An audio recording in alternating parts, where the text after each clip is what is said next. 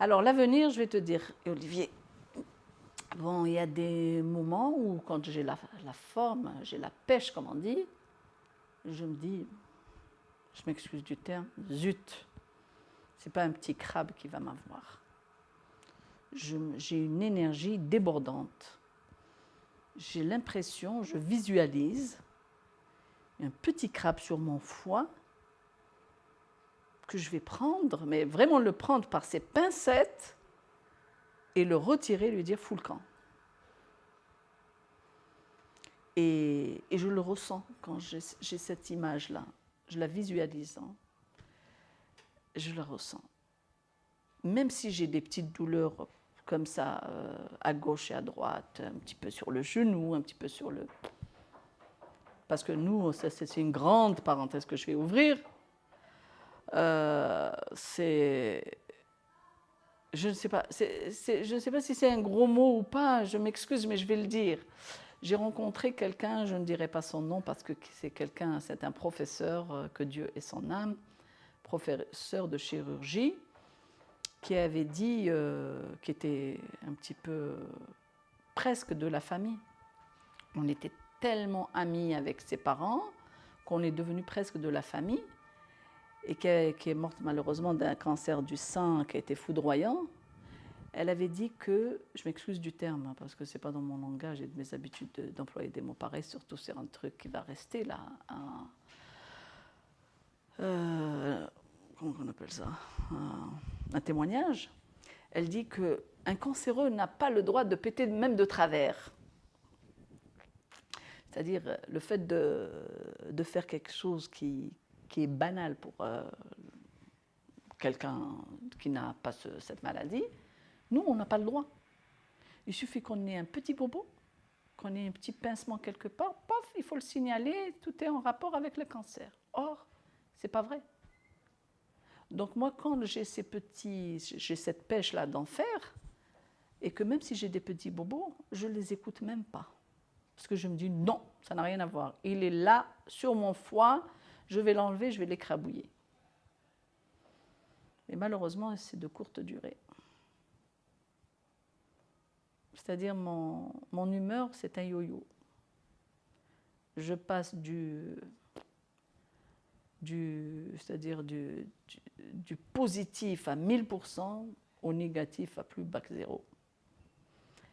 Qu'est-ce qui me déclenche ça? Je ne saurais le dire. Est-ce que c'est mon environnement immédiat?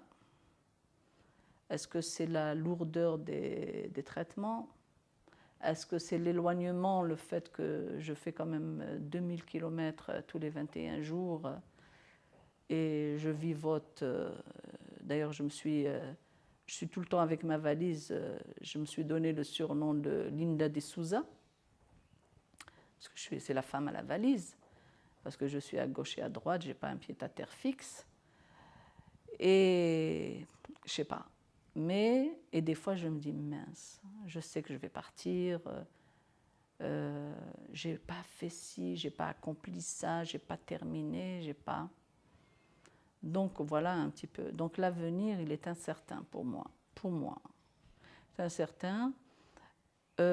J'essaie d'optimiser et de positiver. J'essaie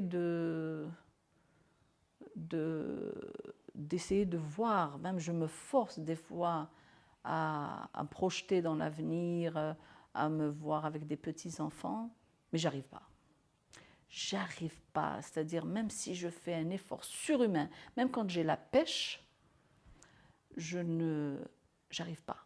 Ces images-là, elles sont absentes.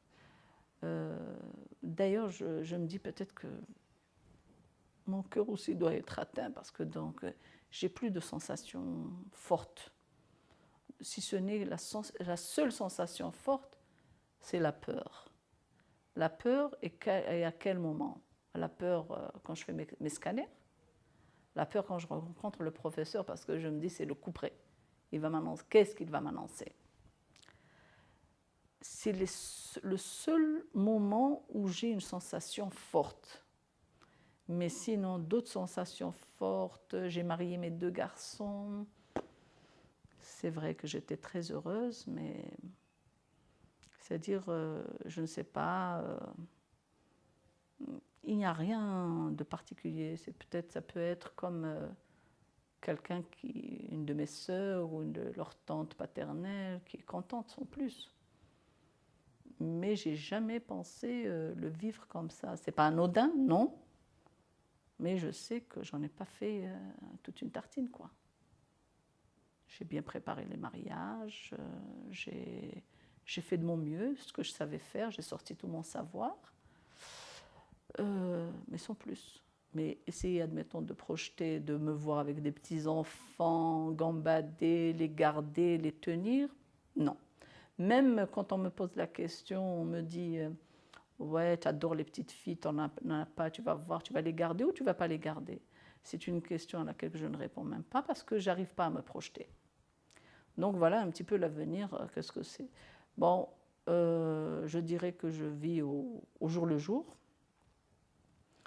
Je suis heureuse chaque matin, du moins, même si j'ai le moral à plat par la suite, mais je sais que chaque matin, quand j'ouvre mes yeux, je remercie Dieu, déjà d'être de ce monde. Je remercie Dieu que le fait de marcher seul, d'être autonome, on ne m'apporte pas une assistance.